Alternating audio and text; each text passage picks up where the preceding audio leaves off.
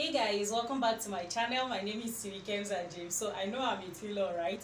But in this tutorial I'm going to teach you how to make this beautiful gele that I'm wearing. That's how to tie it, right? So look at this. It's so beautiful. Let me show you what the back looks like, right? I know you love the gele. So for our new and old subscribers, you're all welcome to today's tutorial. I know it's a little bit out of the box, but I mean guys, I was getting ready to go for an Owanbe event. I was like, before I tie my gele, why don't I just teach you how to do that? So that's why I bring this tutorial. So sit down and enjoy. So guys, you would really want to pack your hair in a bun. So I usually like going for Owanbe, and then I make sure I do not have hair done like any braid, so that I can pack my natural hair in a bun. So I'm using this sego gele. You can see it's quite long. That's why I love it. So this one specific one that I'm using is called sego. So you can use aligogro or ashoke for any of these. You can even use ankara or any fabric that has a little bit that is firm. So what I'm doing is I'm going to be folding the straight side of the gele inwards, and then I'm pleating it horizontally. Unlike the vertical pleats in sewing that you know that we use for skirts, this one is a horizontal pleat, right? So I'm pleating like up to 4 steps of pleats. Then I'm going to twist my arm so that I can place that pleat neatly on my head. So you want to bring it a little bit forward towards your forehead, so that it will help you to not fall off when you're tying, right? So what I'm going to do is I actually started the pleat on the middle side of the gele, right? So I bring it towards the back like this, like I want to tie something.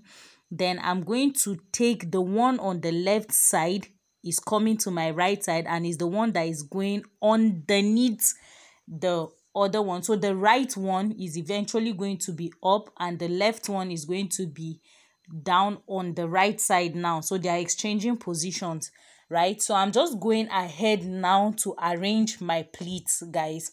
So when I flipped the gele as if I want to tie it, when I exchanged their positions like that, so the pleat on the side we kind of fall off. So I just went in to adjust that pleat. Then I'm picking it up to now properly wrap it, right? So the one that I brought from the left to the right is the one that I'm wrapping now, that you can see.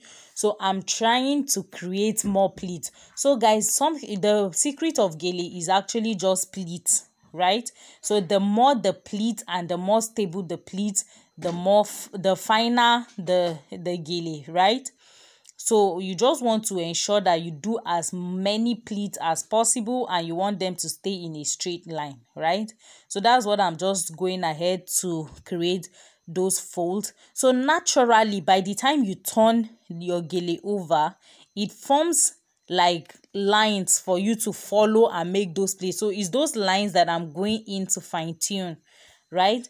So I'm just trying to make those pleats on the lower side. That's from the back heading towards my forehead. Then on my forehead side, I'm going to as well arrange those pleats on that side as well. So you want to do it gradually. That's from the side, the ear side, you make your pleats there.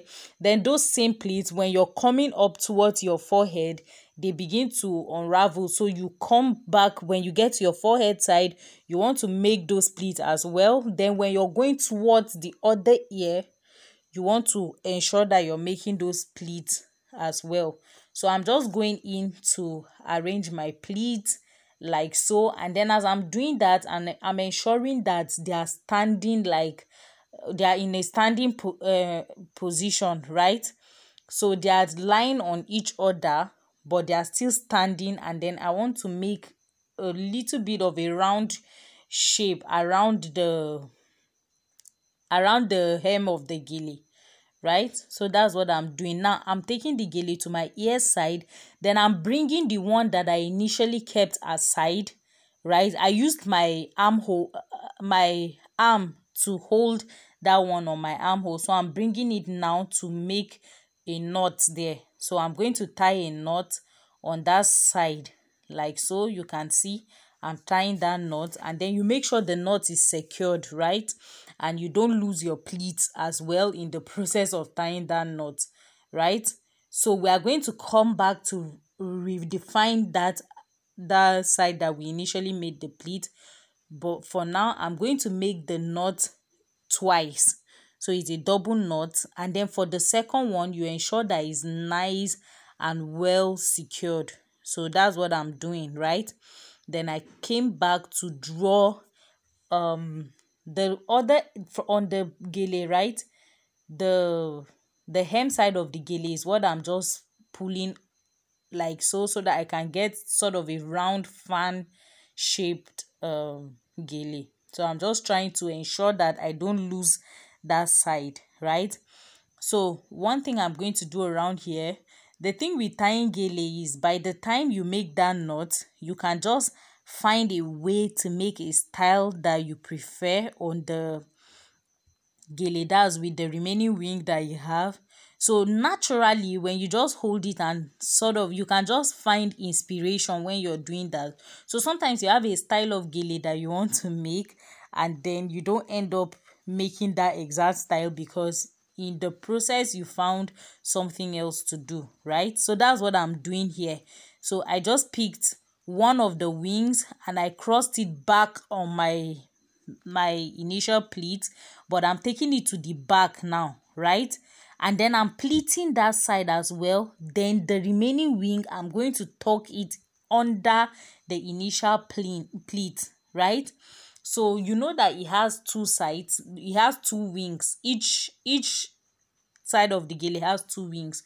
So I'm tucking in one wing, and the other wing I'm using my pins to pin it down. You can see I'm using those pins they call office pins. So those tiny pins, that's what I'm using to hold that down, right? So you can see my gele is coming into shape. So for the last wing, I'm just finding a way to just put that. So I'm just going to roll that and I'm just trying to find a style to do with that, because I wanted it to make a fan but it wasn't working. So I just rolled it towards the back, since even this one side that I have is already looking very beautiful.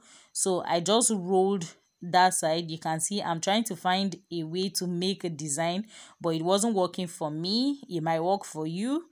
So I just rolled it towards the back and I'm tucking it in where I left my bun on my hair, and I'm closing that side as well. That's the back side. Then I'm pinning it down so that even when I go out, it does not wear off. So guys, I forgot to tell you, but when you're tying gele, right, you want to wear a very loose t-shirt or a tank top or singlet, something that you can easily take off, right? If possible you just use your towel, just so that by the time you're done you can easily remove whatever clothing you have on and wear your main clothes. And make sure you do not wear what you want to wear before tying gele, because mostly Owanbe dresses are not that comfortable, so you cannot raise your hands to tie your gele properly. So guys, I just went back to shape my gele, and then this is it. You can see what it looks like. It looks really beautiful, guys. This video is not doing justice to this gele, but it was really beautiful. And even for the event I went to, I got a lot of compliments about my gele. So you can see this is the back side, and then we have the front. This is it. After you're done, you go ahead and dress up. And I mean guys, this is our gele. Hope you enjoyed this video. If you did, please give me a thumbs up, share this video with your friends, subscribe and hit the notification bell to get notified whenever I have a new video up on the channel. And if you do love to see this type of tutorials as well, please drop comments in the comment section so I would know what you love to see, and I'll bring those as well. If you want to see me tie ashoke and the real aligogoro instead of sego, do ensure to comment that in the comment section. So see you in my next video guys. Bye.